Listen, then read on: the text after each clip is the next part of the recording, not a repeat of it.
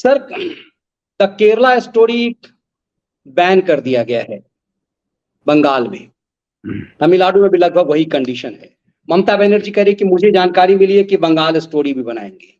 जिस बंगाल के लिए कहा जाता था कि बंगाल कला प्रेमी है, इस देश में निश्चित रूप से जितने कलाकार, जितने लेखक बंगाल ने दिए हैं इस देश को, बंगाल जो क्रांति की भूमि रही है, अभिव्यक्ति की आजादी की पैरोकार की भूमि रही है, वहां ये केरल के मामले को बंगाल में बैन किस चीज से डर रही है ममता बनर्जी? नहीं, डर नहीं रही मोदी जी। ये जो इस तरह के हथकंडे अपना रहे हैं, तो इस देश की जनता इनके सारे हथकंडों पे कालिक पोत रही है। कूड़े की टोकरी में उसने फेंक दिया है। केरला स्टोरी दर्शक जान ले कि नए रिकॉर्ड बनाती चली जा रही है। मनीष जी जरा खबरें दिखा दीजिए, दोनों ट्वीट किए हैं मैंने, तो उसके बाद फिर मैं बताता हूँ कि इनके बैन का कोई असर हिंदुस्तान की जनता पर नहीं पड़ा है। उसको वो सच बहुत पसंद आ रहा है और वो दोनों हाथ फैलाकर उस सच का स्वागत कर रही है।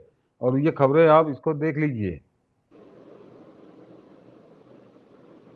यहां तक केरला स्टोरी ओपनिंग वीकेंड आपने दिया है शायद, शुरुआती दिनों में 8.03 करोड़ तुम लोगों ने बताया था, फिर अगले दिन 12.5 करोड़, 12.5 करोड़, 7 मई को पहले दोनों के तुलना में बेहतर कमाई की, और 16.5 करोड़ रुपए रविवार को। टोटल 3 दिनों में 37 करोड़ से ज्यादा की कमाई। जी, ये चौथे दूसरी ये इसका हेडिंग दिखा दीजिए मनीष जी अपने आप, समझ में आ जाएगा, बाकी इंग्लिश की है। The Kerala story box office score 4th। ये भाग जा रहा है क्यों? छू के रखना पड़ेगा।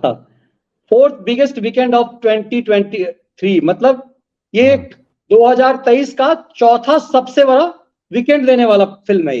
हाँ, वीकेंड पे सबसे ज्यादा कमाई करने वाली फिल्म वो बन गई है। तो ममता बनर्जी, वो तमिलनाडु बिना प्रचार के, बिना किसी बजट के, प्रचार का कोई बजट ही नहीं है।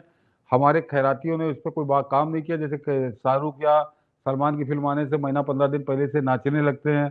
अभी वो सलमान खान की पिक्चर आई थी तो आपने देखा होगा, अदालत लगाने वाला संपादक पूरे 1 घंटे का उसका बैठा के उसने प्रचार करवाया उसकी पिक्चर का, उसका प्रचार करवाया। तो इस तरह का भी कुछ नहीं है, प्रोपोगंडा था। और उसके बाद लगातार ये फिल्म नए कीर्तिमान बना रही है। तो पब्लिक हिंदुस्तान इसको पसंद कर रहा है, ये दर्शक जान लें। तो उससे कोई इनके विरोध से फर्क नहीं पड़ता। लेकिन इनके विरोध ने एक बहुत महत्वपूर्ण मुद्दा दिया है इस देश को। मनीष जी, ममता बनर्जी कौन है? इस देश में प्रधानमंत्री बनने का सपना देख रही है।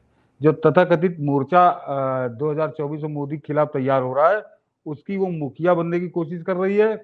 और नहीं तो किंग मेकर, यानी अगर वो जो मोर्चा बनेगा भी तो वो ममता मान लीजिए नेता नहीं होगी, तो ये जो जो आपके यहाँ कुर्सी कुमार है, या वो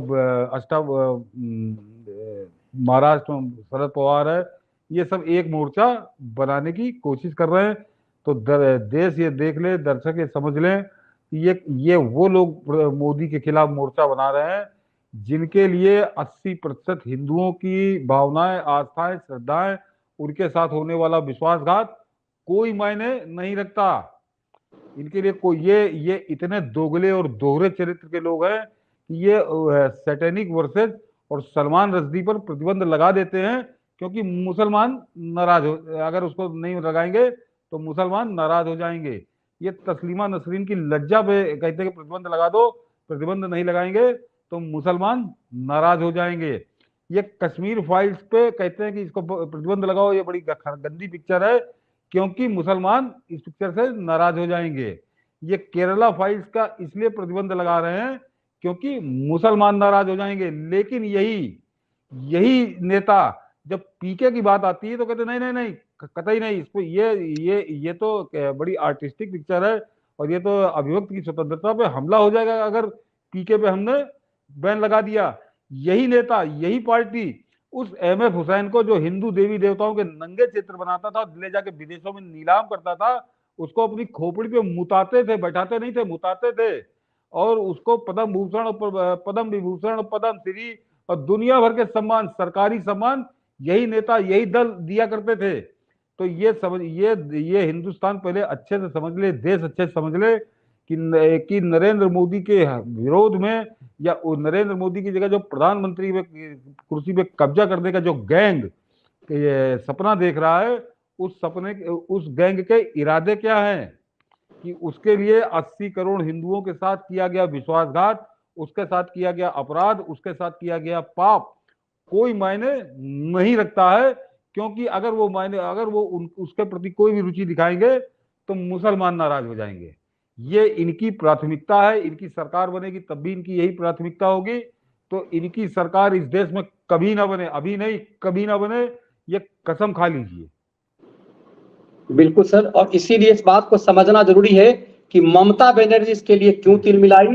और सबसे अहम बात ये सर कि कई बार तो मैंने ट्वीट किया है आज की इस देश में सबसे ज्यादा इस फिल्म को देखने की जरूरत केरला के बाद यदि किसी स्टेट को है वो बंगाल है। बंगाल की जनता को सबसे ज्यादा इस फिल्म को देखने की जरूरत है। हमने आपने इस फिल्म को देखा है, ये सबसे ज्यादा जरूरी है।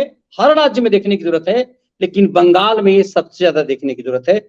उसी बंगाल में इस पर रोक के मायने आप और हम समझ सकते हैं।